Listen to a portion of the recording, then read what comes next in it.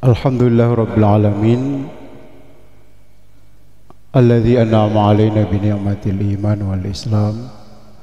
Allahumma salli ala Sayyidina Muhammad wa ala ali Sayyidina Muhammad. Allahumma faqihna fid din wa 'allimna at-ta'wil. Bapak Ibu hadirin sekalian, alhamdulillah pada siang hari ini kita bisa duduk sila bersama kembali untuk kita sama-sama belajar, mencoba sama-sama kita merenungi. Al-Fakir duduk di sini bukan dalam rangka untuk menceramai kita semua, tetapi sama-sama kita belajar mendalami pesan-pesan dari Allah maupun Rasulullah SAW.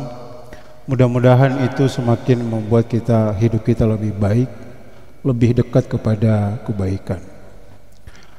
Pada siang hari ini kita akan membahas bersama bagaimana kita tetap merawat hubungan persaudaraan kita sesama manusia di tengah apa yang orang sebut dengan zaman fitnah. Kata-kata fitnah itu di dalam Islam tidak sama dengan fitnah yang kita pakai sehari-hari di Indonesia. Kalau fitnah itu kan kita menuduh sesuatu yang tidak terjadi pada orang lain. Bahkan seringkali kita katakan fitnah itu lebih kejam daripada pembunuhan. Itu keliru makna itu. Kan al-fitnatu asyaddu minal qatl. Kata-kata fitnah di situ bukan merujuk fitnah menuduh orang. Masa lebih bahaya menuduh orang ketimbang membunuh orang. Jadi kata fitnah di dalam Quran itu tidak seperti bahasa Indonesia yang kita gunakan. Fitnah itu lebih banyak merujuk kepada ujian, tantangan, cobaan. Makanya dalam Al-Quran katakan innama amwalukum wa auladukum fitnatun. Hartamu itu, anak-anakmu itu adalah ujian bagimu, cobaan bagimu. Kenapa jadi cobaan? Kalau orang punya harta tidak digunakan sebaik mungkin, maka itu akan menjadi malapetaka bagi dirinya. Kalau orang punya anak tidak diurus dengan baik, keluarganya tidak dididik dengan baik, maka itu akan menjadi fitnah, malapetaka bagi dia, akan menjadi pertanggungjawaban di hadapan Allah. Nah, karena itu hadirin sekalian, jadi kata fitnah itu kalau kita bicara misalkan zaman fitnah lebih kepada bahwa sehari-hari kita dihadapi dengan berbagai ujian dan cobaan tantangan dalam hidup kita. Hari demi hari kita lalui, ada 3 hal yang seringkali kita temukan dalam kehidupan kita sehari-hari. Yang pertama itu, ciri zaman fitnah itu adalah benar dan salah tak jelas lagi. Yang kedua, akhlak, sikap, moral itu semakin mulai merosot di kalangan umat Islam. Yang ketiga adalah banyaknya fitnah yang dalam arti tuduhan, berita kebohongan atau gosip yang sering muncul dalam kehidupan kita sehari-hari. Yang pertama hadirin, benar dan salah tak jelas lagi. Kadang hadirin itu yang baik, orang baik kadang dicaci, yang salah kadang dipuji. Kadang berita bohong itu kadang lebih kita percayai ketimbang berita kebenaran. Banyak orang yang kalau mau melakukan kebaikan itu dicaci orang, dihujat orang, tetapi orang yang jelas-jelas banyak kesalahan dan orang semua tahu, disanjung, dipuja dan seterusnya. Malah yang dilakukan oleh orang adalah ketika orang salah, yang dicari adalah pembenaran. Tetapi kalau ada orang yang melakukan kebenaran, yang dilakukan adalah menyalahkan dia. Bagaimana bisa mencari-cari kesalahan orang itu? Berita bohong itu agaknya lebih mudah kita percayai ketimbang berita kebenaran itu. Apalagi Bapak Ibu, setiap hari kita menggunakan gadget itu. Di grup WA kita ada sebagian orang, 1-2 orang dalam penghuni grup itu suka nge-share apa-apa berita tentang apa yang gak jelas dari mana sumbernya. Tapi kalau kita dengan mudah saja percaya, bisa saja kita akan terjebak berita kebohongan yang disebut dengan hoax. Saya sering sampaikan bahwa berita kebohongan itu seperti, mohon maaf, daging bangkai yang diolah oleh seseorang. Itu kalau daging, Pak, daging bangkai, daging busuk diolah jadi makanan. Kadang kita nggak tahu kalau itu bangkai, tapi enak nggak? Enak dimakan, Pak. Berita kebohongan juga begitu. Sengaja orang mendesain itu paling tidak dua hal. Pertama, yang pertama kali ingin dikuasai itu adalah perasaan kita. Apalagi kalau dalam diri kita itu sudah ada kebencian, sudah ada sifat fanatik, sudah ada sifat kebencian pada orang, pasti kita akan gampang percaya dengan sebuah berita. Bahkan juga banyak ulama dihina yang baru belajar disanjung-sanjung. Mohon maaf, Pak, banyak ulama yang puluhan tahun belajar agama, tetapi dikafirkan oleh orang lain, dituduh sesat oleh orang lain yang, mohon maaf, baru beberapa tahun belajar agama. Karena apa? Soal perbedaan pandangan keagamaan. Ulama dihina, bahkan dianggap masuk neraka dengan pemahamannya yang puluhan tahun di Timur Tengah di pesantren belajar banyak santrinya hanya karena persoalan perbedaan pandangan agama. Itu adalah zaman fitnah yang terjadi di kalangan umat Islam. Bahkan yang, mohon maaf, ulama kadang dituduh anti-Islam karena tak sependapat. Saya kadang geleng-geleng kepala, Pak, membaca pernyataan orang, dia punya pesantren puluhan tahun, ribuan santrinya, tapi masih dituduh dia anti-Islam. Itu kan nggak nyambung. Kalau dia anti-Islam, ngapain dia ngajar, ngapain bangun pesantren, ngapain jadi kiai banyak santrinya dan seterusnya. Itulah yang terjadi hari ini. Sehingga ke depan adalah jangan kita terlalu gampang reaktif terhadap sesuatu yang muncul, berita apapun yang masuk di telinga kita. Karena bisa jadi dicuci otak kita, perasaan kita dipermainkan dengan berita kebohongan yang pada akhirnya kita jatuh dalam kebohongan itu. Hadirin sekalian, makanya dalam sebuah riwayat Sunan Abi Daud itu Nabi SAW katakan begini, sayati 'alan nas sanawatun khadda'atun, akan datang nanti suatu zaman, suatu waktu pada umatku itu di mana orang saling mendustakan. Yusaddiqu fihal al-kadhib, orang jujur itu, orang benar itu, orang baik itu didustakan oleh orang lain. Padahal dia sudah berbuat, sudah terbukti bahwa dia orang baik, tapi masih dianggap sebagai pendusta, pembohong, bahkan dinarasikan bahwa dia orang jahat. Saya nggak tahu itu sudah terjadi sekarang apa tidak. Tinggal kita kembali ke masing-masing. Bahkan wa yukadzibu fiha shadiq, bahkan mendustakan orang yang jelas-jelas bahwa dia itu adalah benar. Wa yu'tamanu fiha al-kha'in, orang yang khianat, orang yang tidak bisa dipercaya lalu diberikan kepercayaan, dianggap bahwa dia adalah amanah.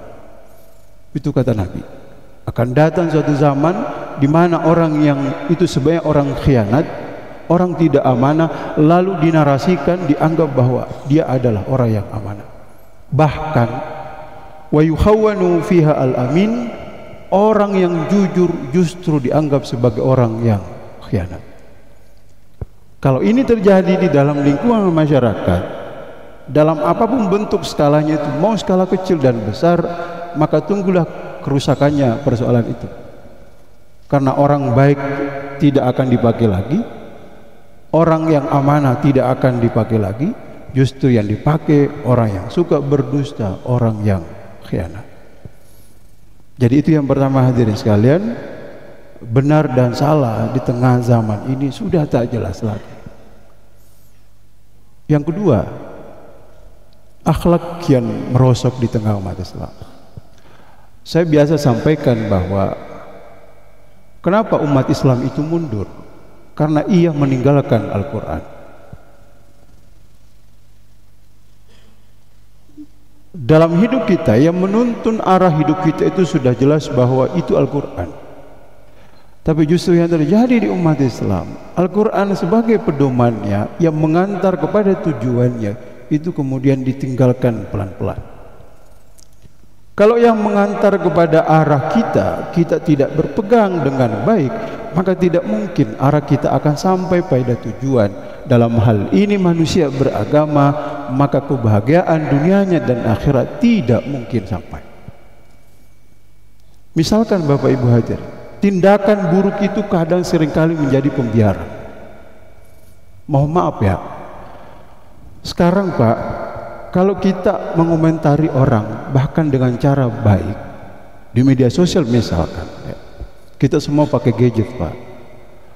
Kalau kita ingin mengomentari sesuatu padahal niat kita baik bahkan dengan cara baik, apa komentar orang? Si paling Islam, si paling masuk surga, si paling baik, dan seterusnya. Ini sebenarnya urusan rusak mental kita. Kenapa? Karena semua punya hak kewajiban. Sebagaimana orang mau berbuat buruk di depan publik, maka kita juga berhak menegur orang dengan cara baik di depan publik. Cuma itu yang terjadi sekarang. Ngapain ngurusin orang? Kita tidak mengurusi orang itu, tapi yang kita tidak nyaman adalah kalau kerusakan moral itu terjadi secara terang-terangan di depan mata kita. Kalau dia sembunyi kan kita nggak mungkin urus. Tapi karena sudah masuk di ranah publik dan itu menjadi tontonan orang, maka punya kewajiban kita bersama untuk mengomentari hal itu. Tapi tentu sesuatu yang baik meski dilakukan dengan cara yang baik.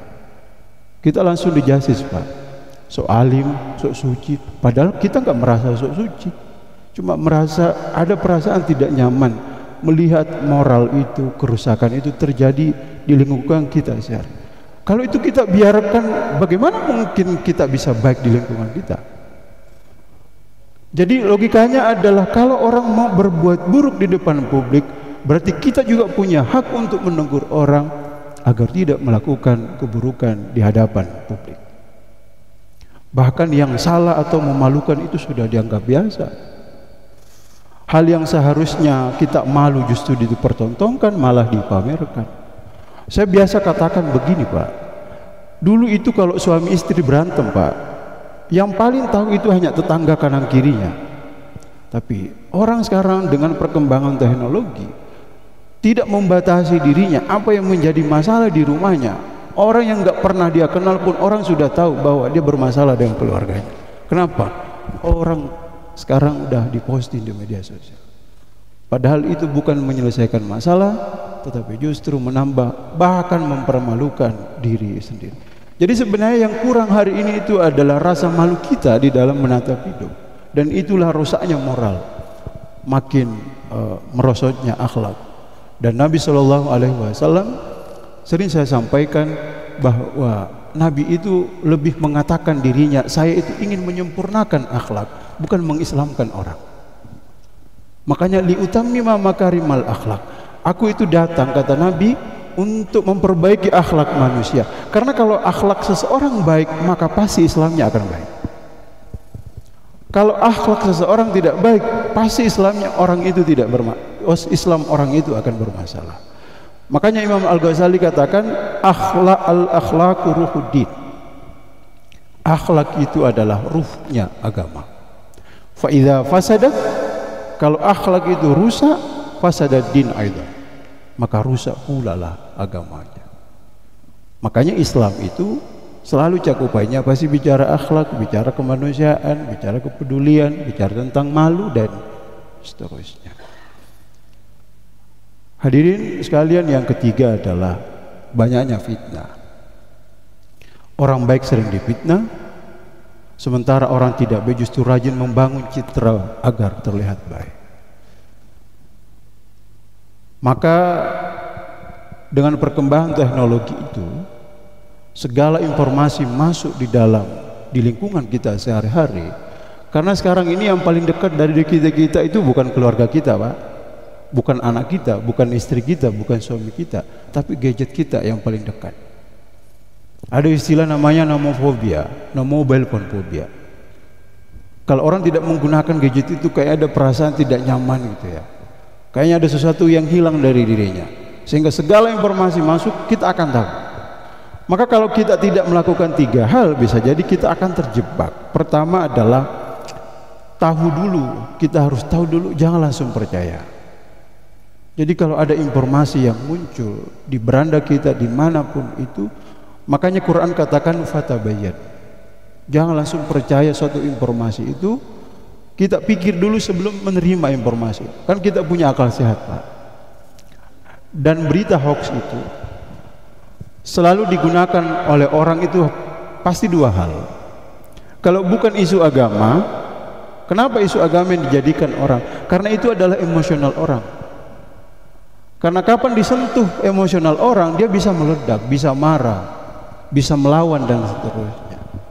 Makanya ada sebagian orang yang mendesain berita itu kemudian agar terjadi hoax itu dengan cara membuat berita terkait dengan agama. Yang kedua, mau maaf, pasti terkait dengan urusan politik. Dan saya tidak akan bahas ini. Yang kedua adalah cek faktanya sebelum kita bagikan. Biasanya kita, Pak, tapi tidak semua orang itu lebih cerdas jarinya ketimbang akal sehatnya. Jadi kalau kita sudah punya rasa benci, Pak, di dalam diri, rasa fanatik, lalu ada orang yang nge-share di grup kita, pasti akan cepat kita share lagi ke orang. Agar apa? Karena kita merasa bahwa apa yang kita yakini itu mewakili apa yang dibagikan oleh orang. Padahal kita terjebak dengan berita kebohongan. Yang terpenting adalah cari informasi itu dengan baik. Hadirin sekalian, karena itu jangan sampai kemudian hal-hal itu merusak rasa persaudaraan kita sebagai manusia. Jangan kemudian perbedaan pandangan agama, kita beda kiai, beda majelis taklim, beda barisan, beda pilihan politik, lalu retak hubungan persaudaraan itu. Karena itu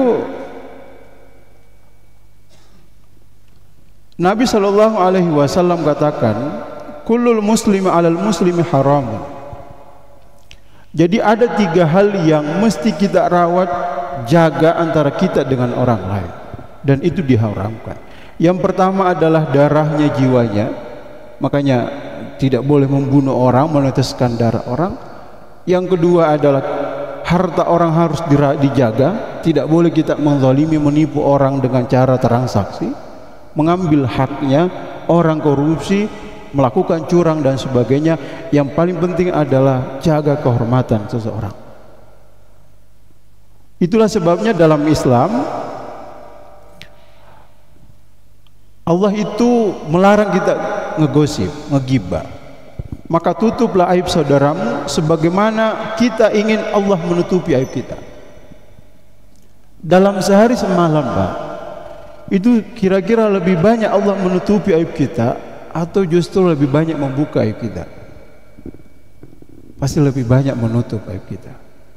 Boleh jadi orang yang kita selalu sanjung dalam hidup sehari-hari, orang yang selalu tampil di publik itu disanjung, dihormati orang, tapi kita tidak pernah tahu aibnya. Bahkan kalau kita tahu aibnya, mungkin kita tidak akan pernah lagi cium tangan sama dia.